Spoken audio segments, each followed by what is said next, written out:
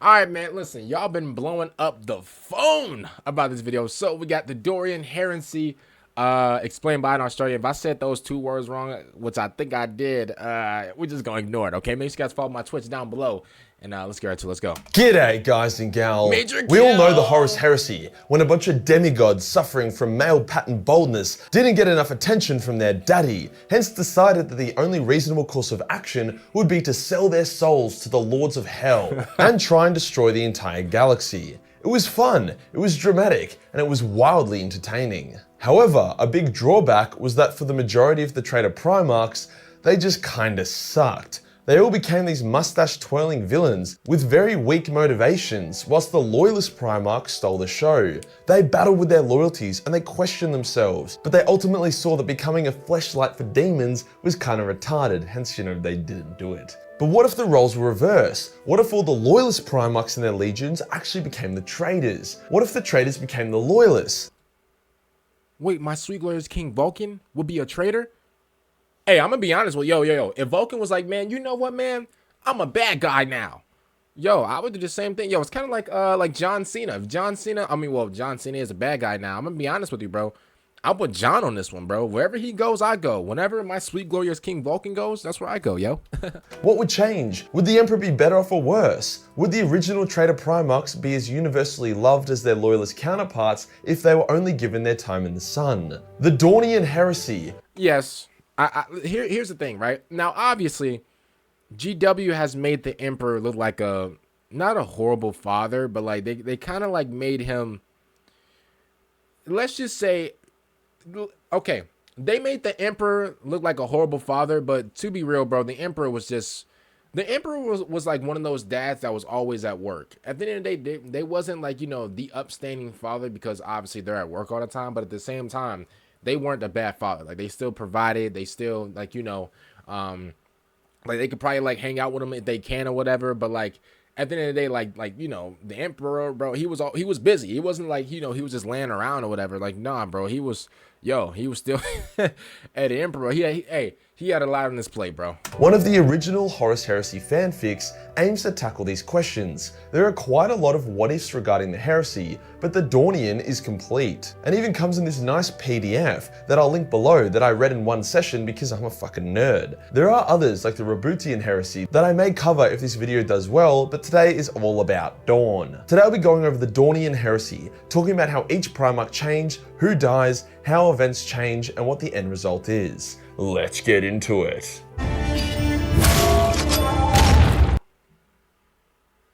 We all having a great day? Okay. To set the scene, Let's get into it! the Dornian Heresy generally follows the canon timeline events all the way until the All-in-All Triumph, with small changes here and there to help justify the Primarch's motivations more. For example, in the Dornian Heresy, the Emperor helped Angron and his gladiators defeat their evil overlords rather than just let them all die except for Angron, like with what happened in canon. Another key difference is that during the Council of Nicaea, instead of dunking on Magnus and forbidding him from using the warp, the Emperor ruled in his favour, securing the loyalty of Magnus and the resentment of Leman. As in canon, Horus is struck with a Nurgle-like disease that rapidly begins to kill him. In canon, he chooses chaos to save his life, hence kicking off the heresy, but in this timeline, Horus has the chaotic taint removed for him due to the efforts of Magnus, as well as the now holy and not evil Erebus. Who knew Erebus could ever be tolerable? He's probably still a pedophile, but at least not a demonic one. Horus discovered the existence and evil of chaos, and he vowed to overcome it, greatly pissing off the chaos gods who thought he would be their champion. Okay, wait, so in this, like, heresy or whatever, or, like, this, like, basically, like, side of, like, not side of the story, but, like, this side of, like, I keep saying side. Basically, this version, basically, it's not all the way flipped, but, like, there's some things to where, like, they are flipped around. So, like, the whole thing about, like, Horus getting sick or whatever, he got struck with some type of, like, with Bovid writing. So basically, like, him basically signing his soul away, to chaos. Basically, I think that was to, like, stay alive or whatever. But at the same time, you would think, like, I would think that, like, in this Dornian Heresy, whatever, everything would be flipped. But at the same time, some things are still, like, the same, which is, like, I don't know. I feel like most of, like, the, like, major parts and, like, the, like, canon, like, story, whatever, I feel like those are, like, flipped around. which is, I'm gonna be honest with you, which is like a nice touch, you know, because it offers something different. It's kind of like what's it called? It's kind of like Dragon Ball, but like what's it called? Like Dragon Ball Superhero, or no, it's like Dragon Ball Super something. It's like something that's like not canon, but like it's like a bit, it's like a bunch of like what ifs. So like what if, like, you know, Goku and I don't know, like Goku and Vegeta versus, I don't, like Beerus and Whis or something like that. It's like a bunch of like what ifs, and it's basically just all over the place. It's like just randomness, basically. Okay, I understand it now. No lethal shooter. Other canon events play out similarly. Conrad Curse still accidentally attacks and nearly kills Rogal Dorn before fleeing with his legion, and Russ attacks Prospero with his Space Wolves, this time due to his own personal vendetta rather than the Emperor's orders. A big change, however, is that Guilliman declares Ultramar as independent from the Imperium, hence he becomes the target, the enemy. Guilliman and his forces assemble on Istvan, and due to the sheer size of the Ultramarine Legion, acting War Master Rogal Dorn, who took over whilst Horus was recovering from his wounds, called for the aid of the other legions in putting down this secession. The Raven Guard, Iron Hands, Salamanders, Empress Children, World Eaters, and Dark Angels joined Dorn in his fists. The Imperial Fists, Iron Hands, and Salamanders landed first, and they had a bloody battle with the Ultramarines, but it was all for show. Dorn then told the Raven Guard, Empress Children, and World Eaters to back him up and help him finish the easy battle. As the forces of Corvus, Angron, and Fulgrim landed, they were fired upon by both Ultramarine and Dornian forces. It was a massacre. The Loyalist legions were only able to survive due to Angron going full Leroy Jenkins on the traitors, solo fighting them and buying his sons enough time to escape before he was cut down by Vulcan.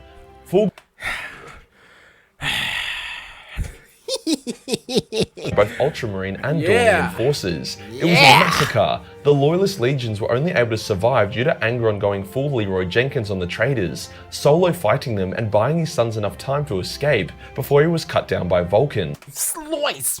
Get down! Let's go! Hey, I like this, yo. I like this. Fulgrim and Ferrus fought, but without the Laer blade, Fulgrim couldn't get the kill and had to withdraw. Corvus and Fulgrim escaped, and the extent of Dorn's betrayal became apparent. Guilliman had baited 3 Loyalist legions into Istvan as a part of a deal with Dorn. Yo, by the way, I'm still paying attention, by the way, but like, if I'm starting to like put on my shoes, I gotta like go to the barbershop after this, you know, because I gotta get my hair. Listen, this thing been on my head for like, what, 3 months? I gotta get it off. I'm gonna be honest with you. I gotta cut this thing. Man, I feel like this is like a big mop or something on my head. I don't like it. Leave G-Man's empire alone, and he would help crush Dorn's enemies on that day, and that day alone. Now you might be scratching your head at this point. Why were the Emperor's Children and the World Eaters loyal, and why were the Salamanders, Iron Hands, and Dark Angels traitor? Facts. Why was Dorn a traitor? Dorn's fall to Arch Heretic was due to his overuse of the Pain Glove. The gods of chaos had turned their eyes to him and filled him with doubt to make him feel like he was a bad son, so he abused the fuck out of himself via the Pain Glove until his sanity shattered, making him an easy target. The Iron Hands fell because they came under the influence of the Void Dragon. The Void Dragon wished to reclaim his massive shard hidden under Mars, and they knew that a Dornian Heresy would be their best bet in claiming it. Vulcan and his Salamanders fell because, I kid you not, no one wanted to hug Vulcan, so he got really fucking bitter and he hated everyone. You bums. See, man, yo, see, this is why y'all need me, yo. If I was in here, if I was in like, you know, like the Dornian Heresy, whatever, bro, I would have gave Vulcan the biggest hug of all time, yo. Every time, yo, Vulcan can press a button. Yo, that thing is just called Hug King Any button. He could press that thing, bro. I'm right in front of him, bro. He gonna give a hug. Give me a hug. Give me a hug. Give me a hug. Hey, I miss you. Yo, we're gonna hug, bro, and I'm gonna disappear just like that, bro. Every time he needs a hug, he's gonna press that button, and I'm gonna hug him. Also, he got horribly disfigured by fire at some point, which probably had something to do with why people didn't want to hug him. But yeah, in the Dornian Heresy timeline, for whatever reason, everyone kind of fucking hated Vulcan. Hey. Yo, that's what it's like right now, though. Like, I feel like we're in the, I feel like we're in the timeline right now, yo. I feel like we're in the Dornian Heresy timeline right now. I feel like, yo, everybody's hating on like my boy, and it's okay though. Don't worry, like it's fine. Like, you know, whenever you're that great, people hit on you. I mean, it is what it is. You know, you can't win them all. You know, but you know, listen. At the end of the day, man, whenever it really comes down to it, bro, this is what y'all get, and this is what y'all deserve, bro. If Vulcan really wanted to do it, bro, he could turn evil right now, bro, and really just eviscerate everybody. But you know, he's not that type of guy, you know, because he's not a crash out like y'all favorite Primarch. Which made him super duper sad. The Dark Angel's loyalty is actually the same as canon, but the way things play out is different. In canon, Luther joins Chaos and basically fortifies his world and just kinda stays there. The Lion fights for the Emperor during the Heresy, and after it he goes to Caliban and he gets ambushed before entering a coma. However, in the Dornian Heresy, Luther is more proactive, and he takes his traitorous Dark Angels to help Dorn whilst the Lion is stuck in the Ghoul Stars. When the Lion returns to Caliban, instead of having a greater force and winning the battle, Caliban's defenses crush the Lion's fleet, with Luther beating the Lion in a duel. The Loyalist Dark Angels are scattered in a... That's y'all boy? That's y'all boy? hey, that's y'all... Hey, that's y'all boy. The Lion, that's y'all favorite, right? That's the guy that y'all was bigging up in that video, right? That's the guy that y'all was going crazy on. that's the guy. Yo, that's y'all guy. Right? That's the guy that y'all said that, oh, well, you know, the Lion would absolutely destroy Vulcan. That was y'all in, like, the comments, right? Remember in that Lion, like, what was it? What was the video called? Like, yo, Vulcan. What was that video called, yo? They were going, yo, they went crazy on me. I'm talking 100+ comments. You stupid. Vulcan's this, Vulcan's. Man, they was dissing Vulcan like Vulcan then smashed their girl. Yo, what was that? Oh, the Lion Heresy, right? Wasn't that the video? Yo, ain't this y'all guy? This is y'all boy. First of all, he got slumped for 10,000 years. Bro, he was counting sheep up there, bro. He came back, now he got put on his neck.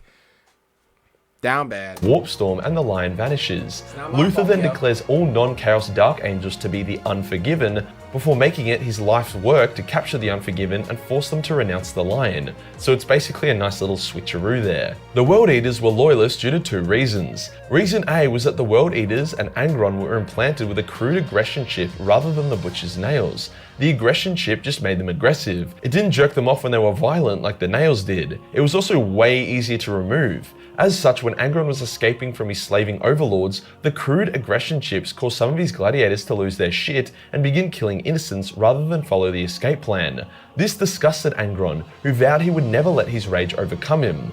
The next change was that Horus was accompanying... Okay, I actually kind of like that one. Why do I kind of like that right there, okay. The Emperor when they found Angron. The Emperor wanted to beam Angron up to the ship like a retard as he did in canon, but Horus talked him out of it, and instead they joined Angron on the battlefield and they saved him and his gladiators. Angron was grateful and happily joined the Imperium. The aggression chips were also removed. Angron and his World Eaters saw aggression as just as much as a slaver as the ones they'd known on Nucrea. Hence they became dedicated to discipline and martial prowess, legendary warriors who never gave in to the bloodlust. Wow, I'm already loving Loyalist Angron, who would have known? Here's my favourite though. Fulgrim stayed Loyalist because after defeating the Laer, hold on, let me check my notes, he was like, fuck these guys, and he bombed their temples to dust rather than exploring them like he did in canon. Hence no Laer blade, baby.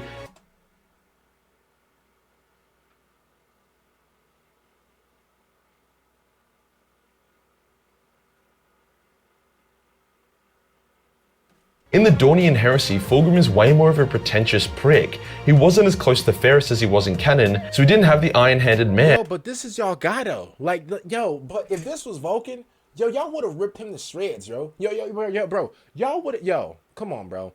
If this was Vulcan, bro, y'all would have put that, yo, y'all know that little, that paper shredder, bro? Whenever you're trying to get rid of evidence, bro, y'all would have did.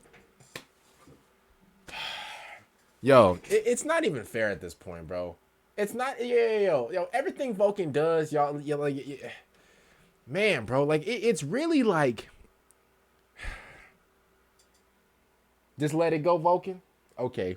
See, my sweet glorious King Vulcan told me to let it go. And to balance him out. So whilst he was less likable as a loyalist, say that 10 times quick, in the long run he stayed true to the Emperor, which is nice. The Raven Guard are an interesting one, as they only became traitors after the Dornian Heresy ended. They were bitter after the events on Istvan, and Corvus was desperate to rebuild his legion. Too desperate in fact, which resulted in him creating abominations instead of Astartes, which he eventually culled. He employed the use of Fabius Bile to help him, but all Fabius did was poison his legion more and eventually capture and corrupt Corvus himself. Of course. Corvus then pledged himself to Tzeentch, causing the Raven Guard to become more like a psychic demon version of the Alpha Legion from canon. Makes sense? Okay, cool, let's continue. After the Istvan massacre, the lines were drawn. After attacking Prospero, the bloodshed had caused the misguided Leman and his space wolves to pledge themselves to Khorne, whilst the Black Rage had been twisted by Nurgle, causing the Blood Angels to turn into a bunch of zombies that had— nah. These ain't zombies. Oh, man, hey, yo, what I'm looking at right now, bro, oh my goodness, yo, if you even look at these dudes, bro, bro, these dudes, bro, are walking trash bags, bro. Hey, yo, why am I looking at like garbage can juice all over these dudes, bro? Like this is diabolical, bro. He got the Asmongold.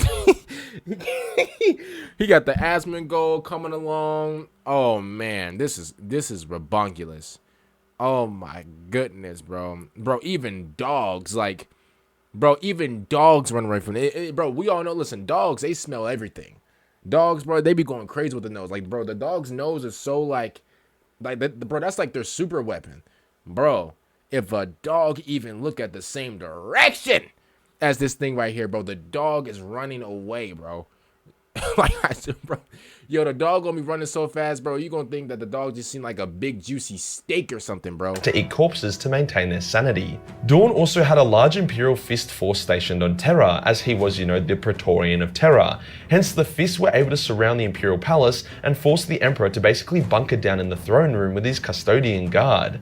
The Nurglite traitor Blood Angels arrived to reinforce the siege that the Fists were having on Terra, but then out of nowhere, the Night Lords arrived as well. But this time, they were loyalist. Conrad had reflected on his life and he realized that his visions were not set in stone, hence he had to try save his father.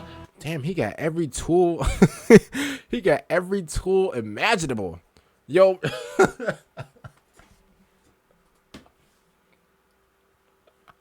Yo. He got every screw, every tool, anything. He could build a birdhouse right now, bro. Where the Night Lords arrived as well, but this time they were loyalist. Conrad had reflected on his life and he realized that his visions were not set in stone. Wait, this Conrad curse? Yo. I swear, like, yo, and I don't even want to be funny, bro, because I don't want to make fun of him. I mean, if this is Conrad Curse, he is a loser, by the way. I just wanted to say that. And I don't call nobody, yo, I haven't called anybody a loser since water was invented. Bro, this guy's an actual loser. He killed my Sweet Lord, King Vulcan. He's a loser. But, bro, it looks like he just, like, put honey all over himself and just went to a junkyard and just started rolling around. Bro got every single, like, tool imaginable, bro.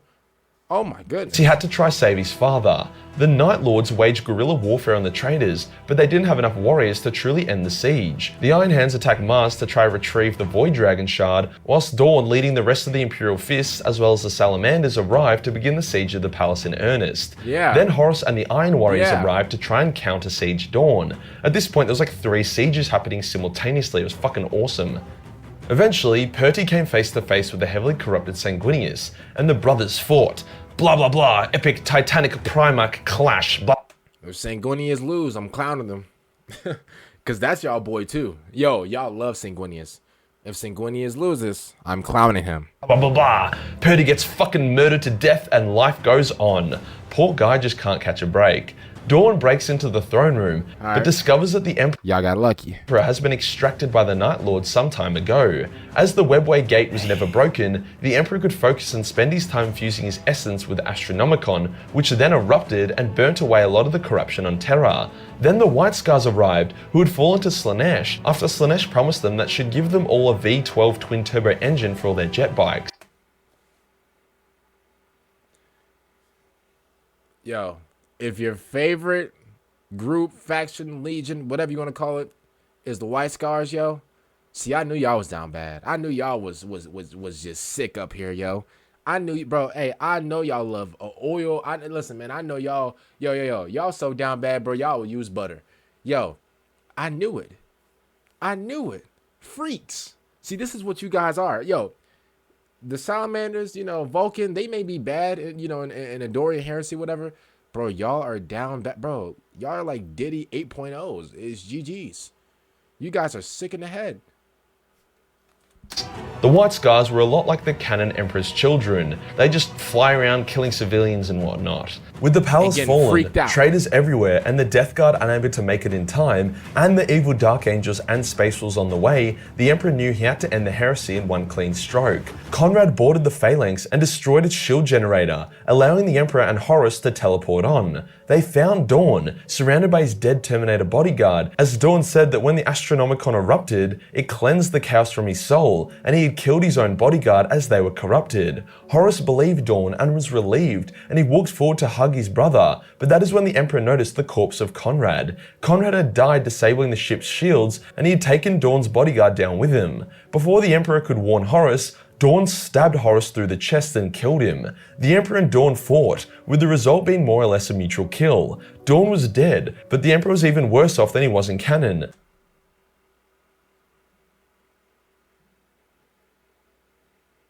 This is the Emperor, right? Yo, wait, why is the Emperor getting outmatched? Yo, wait, hold up. The Emperor just got outmatched? So basically, this is literally the same thing that happened in the Horus Heresy, and that happened in like the actual like timeline. It's just Dorn, right? Right? Okay. The loyalist Abaddon found the Emperor's corpse, and he took him back to the Astronomicon so that his soul could merge with it and act as a spectral god for his people. With the death of Dorn, the traitors scattered and the heresy ended. So as we can see, way more damaging than the canon heresy, which makes sense. Dorn is a top tier Primarch, and he had the aid of the other top tier Primarchs. He's alright. He's not top tier though. Like if I'm just keeping it real, bro, I got Sanguinius, mixing him up. I got Vulcan stumping him out, and I got Fulgrim throwing it back on him. Purdy, Angron, Curse, and Horus were killed, whilst the traitors only lost Dorn. During the heresy, the Alpha Legion were focused on destabilizing Ultramar, whilst Lorga was just trying to get everyone to get along. Morty and his Death Guard were stranded halfway across the galaxy due to their warp drives and navigators being sabotaged. Unlike the canon ending of the heresy, where many loyalist Primarchs remain active and rebuild the Imperium, the Dornian Heresy results in the Imperium being rebuilt by Abaddon, as Lorga, Morty, Magnus, and Alpharius were not at all suited to this task. While the canon Horus Heresy is overall, a lot better, something I liked about the Dornian Heresy more so than the other fan-made heresies is the fact that it wasn't just a straight up team swap. Guilliman would never join Chaos. It makes zero sense. True. He's just too ordered for that. But for him to leave the Imperium and form his own empire is believable. If put into Mortarian's situation, Sanguinius also would have taken Nurgle's offer, so it's not shocking that he did. Oh, we know that. We know he nasty. We know he down bad. So here, the dude nearly fucking joined Slaanesh because a demon said it would make his son stop drinking blood. That's how easy the man is to manipulate. As I said, the Dornian Heresy PDF is a 76-page thing, so I can't just fit in every nuance and detail into this video. Shout out to my boy Majorkill, man. Bro, listen. I'm fine with like Vulcan being a bad guy. He could be a good guy, bad guy. It really don't matter to me. I'm with him all the way. It's kind of like I said, it's kind of like John Cena. Like, good guy, bad guy, bro. That's my guy. Other than that, man, I'm about to go get my hair cut. And I'm going to see y'all later for the next one I'm out. And make sure you guys take care of yourselves. And bye, guys.